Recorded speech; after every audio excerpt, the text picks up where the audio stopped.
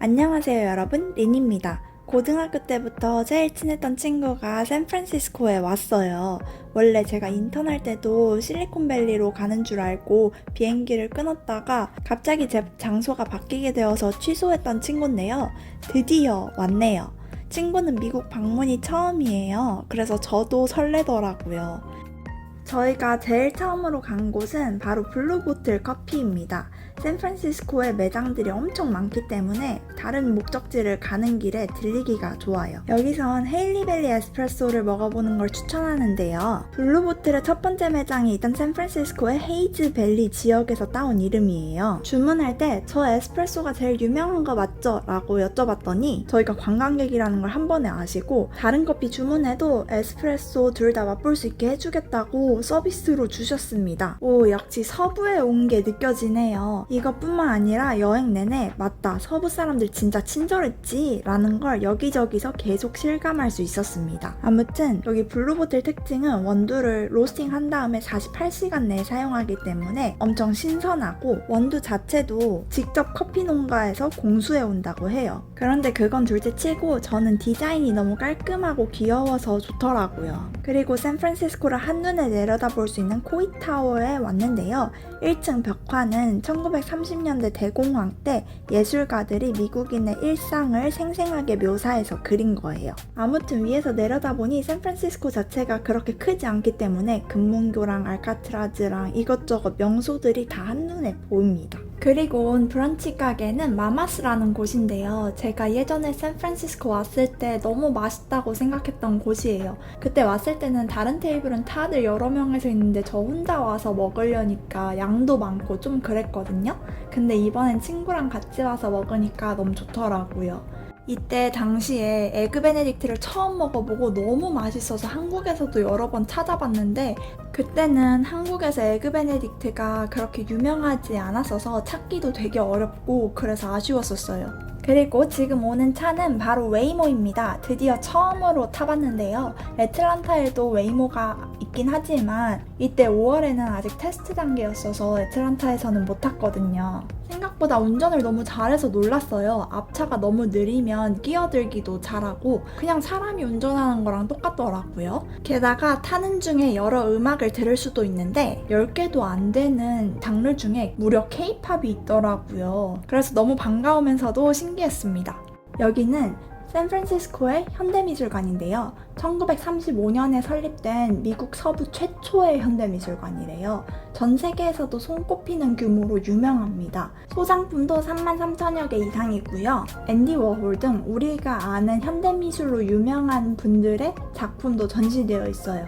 그 중에 하나는 음악 전시였는데 되게 인상 깊었어요. 관객이 가운데 있고 여러 화면에 각자의 아티스트들이 악기를 연주하는데 그게 하나의 곡이 되는 거였거든요. 그렇게 그냥 오케스트라처럼 음악을 연주하는 건가 보다 했더니 나중에는 그 화면에서 본인 방에서 나가는 장면을 보여주더니 결국 다 한 방에 모이더라고요. 다 같은 집에 있었던 거죠. 지금 보이는 장면이 바로 그 전시인데요. 한번 같이 음악을 들어보실래요?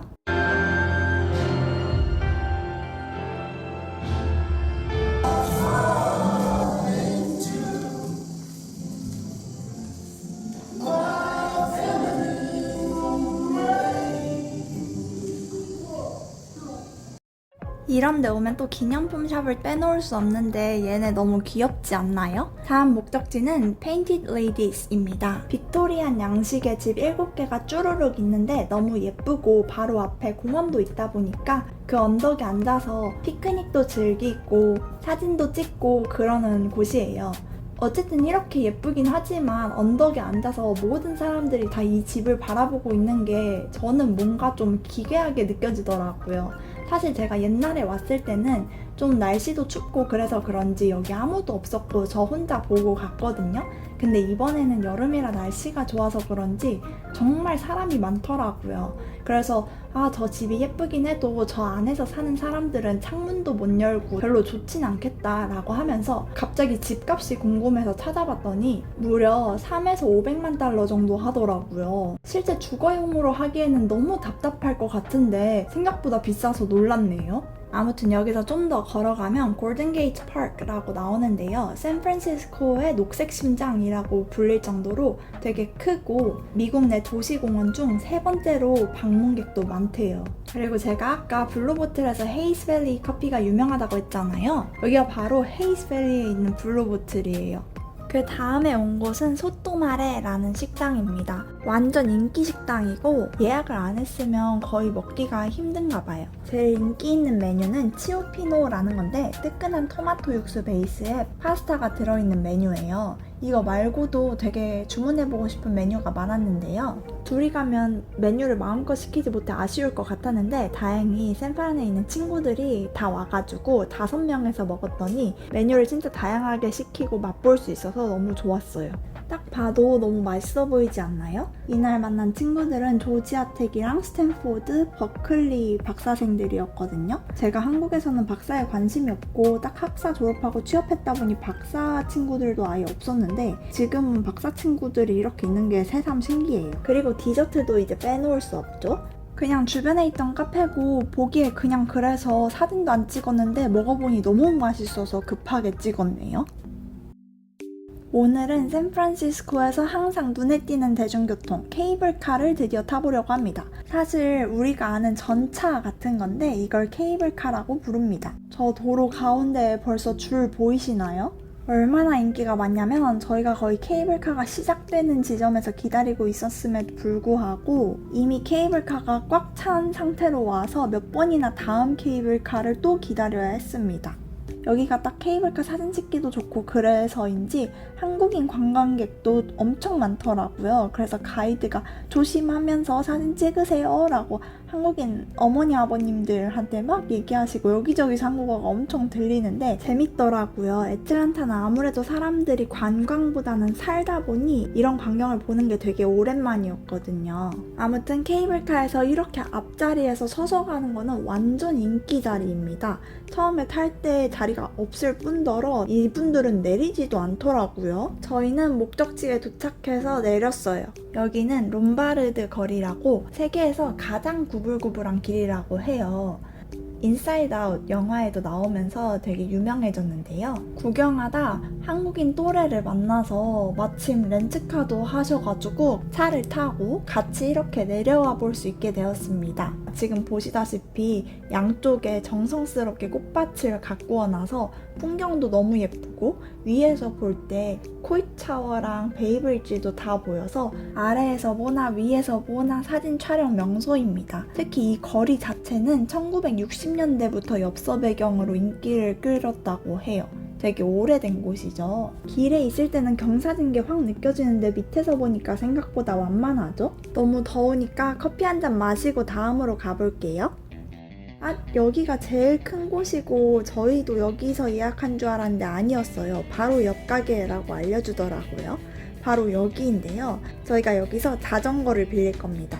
제가 금문교 자전거 타고 건너기가 너무 해보고 싶었거든요. 근데 사실 전기 자전거라 가지고 별로 힘들지는 않을 거예요.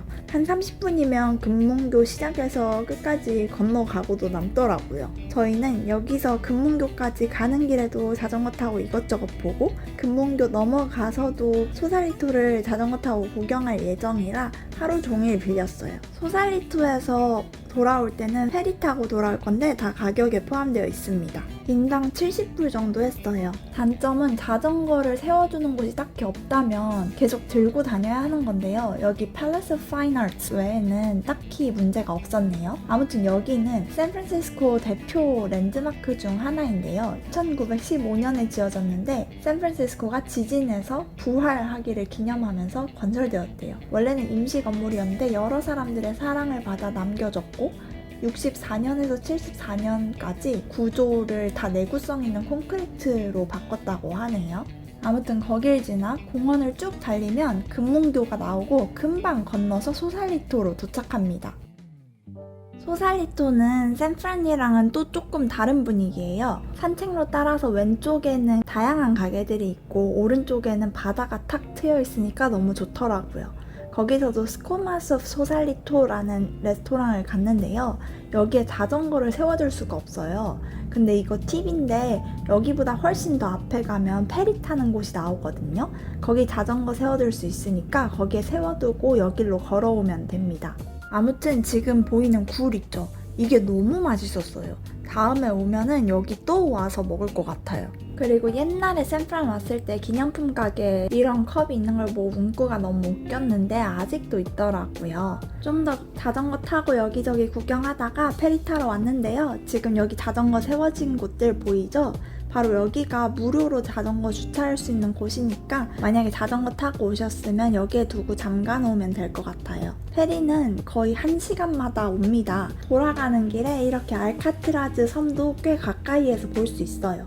꼭 자전거 페리 코스를 따로 끊지 않았더라도 페리 자체 가격이 $10 정도로 전혀 비싸지 않고 그 앞에서 바로 살 수 있으니까 궁금하신 분들은 여기서 타보셔도 좋을 것 같아요. 이렇게 페리 1층에 자전거를 세워놓을 수가 있는데 진짜 많은 거 보이죠? 자전거 다들 엄청 타고 오나 봐요. 그렇게 하루 종일 놀고 샌프란시스코에 도착했습니다. 도착하자마자 만난 자동차 좀 보실래요?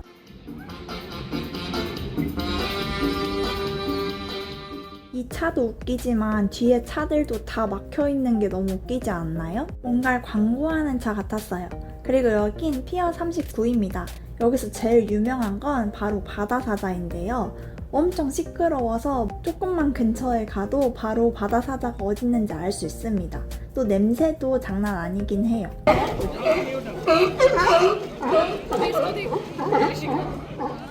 그리고 그 근처에 부딘 베이커리가 있는데 여기 사워도우 빵이 되게 유명합니다. 또 다른 친구들이 와서 총 5명에서 먹다 보니 이것저것 시킬 수 있어서 너무 좋았는데요. 여기서도 치오피노를 시켜봤어요. 근데 소또마레에서 먹은 것보다도 맛있더라고요. 살짝 매콤한 맛이 뒤에 있어서 저는 훨씬 좋았습니다. 원래 사워도우에 들어간 클램 차우더를 먹으러 간 건데 저는 예전에도 별로였는데 이번에도 별로고 제 한국 친구도 별로라고 하더라고요. 치오피노가 짱이었어요.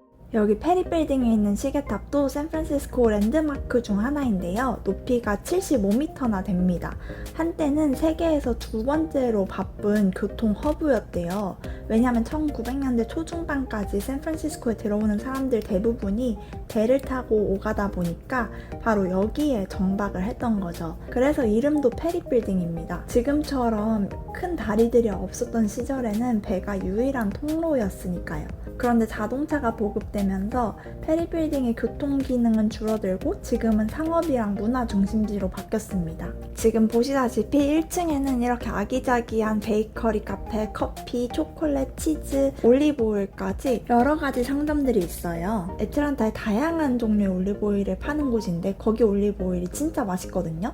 친구한테도 소개해주고 싶은데 샌프란에는 그런 거 없나 했더니 여기 있더라고요. 여기서 맛볼 수도 있거든요. 이거 쇼핑해 가는 거 진짜 추천해요. 아까 들어오는 길에 보셨을 것 같은데 매주 화, 목, 토요일에는 파머스 마켓도 열립니다. 그리고 2층은 결혼식이나 기업 이벤트 공간으로 대관도 된대요.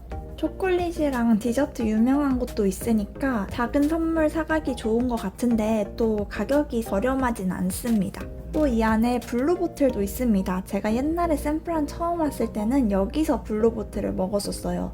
그때 처음으로 신맛 커피를 맛보고 너무 맛이 없어서 버렸던 기억이 나는데요. 한국에서는 당시에 신맛 커피를 들어본 적이 없었을 때라 미국은 커피도 맛없네 하고 갔는데 몇 년 후에 한국에서도 신맛 커피가 유행하기 시작해서 그렇지 않은 커피를 찾기가 너무 힘들어서 실망스러웠던 기억이 나요. 여긴 페리 빌딩 근처에 있는 딤섬 맛집입니다. 알고 보니 구글 사무실 빌딩이더라고요. 엄청 특출나게 맛있다 이렇진 않고 그냥 맛있는 딤섬 맛이었습니다. 여기는 익스플로레토리엄이라는 과학관인데 단순히 전시가 아니라 놀이하듯 이것저것 체험할 수 있어서 되게 재미있어요. 다양한 테마로 구성되어 있는데 제 조지아텍 박사 친구 중 한 명이 모래 연구를 하거든요. 액체의 성질도 가지고 있고 고체의 성질도 가지고 있어서 되게 특이한 연구 대상이래요. 근데 그게 여기에 딱 써있더라고요. 이것도 되게 웃긴데 화장실 앞에 있는 식수대거든요.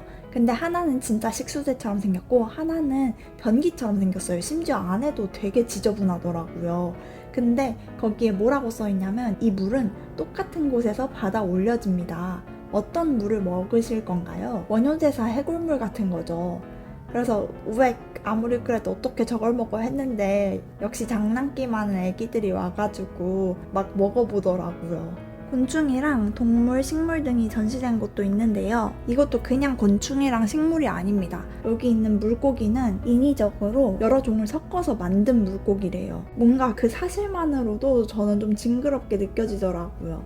이거 말고도 쥐의 시체를 개미 사이에 넣어두면 얼마나 빨리 다 없어질까? 뭐 이런 것도 전시되어 있고 약간 놀라운 것도 많이 있습니다. 착시 현상에 관한 것도 되게 흥미로웠고 보시다시피 전기랑 자성에 관련된 테마 부분도 있는데 아무튼 다 재미있어요. 여기는 쓰레기통도 앞에 화면이랑 카메라가 설치되어 있어서 제가 분리수거 잘 하는지 귀여운 캐릭터가 확인하더라고요.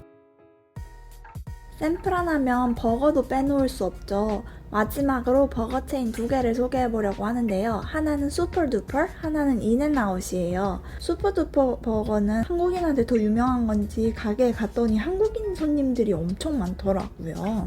슈퍼두퍼가 더 이것저것 많이 들어있고 인앤아웃은 심플한데 되게 저렴하고 그래요. 그럼에도 불구하고 친구가 이번에 켈리 여행한 거 통틀어서 인앤아웃이 제일 맛있었다고 하네요. 인앤아웃 먹으려고 왔다 하는 한국인 분들도 많이 있지만 그래도 좋은 레스토랑도 많이 갔고 그랬는데 친구가 LA까지 다 합해서 인앤아웃이 제일 맛있었다고 하니까 그 정도인가? 하면서 다시 보게 됐잖아요. 저희가 먹은 건 소스가 듬뿍 들어간 애니멀 스타일 버거인데 따로 주문하면 만들어줍니다. 아무튼 샌프란시스코 여행 재밌게 보셨나요? 그럼 끝!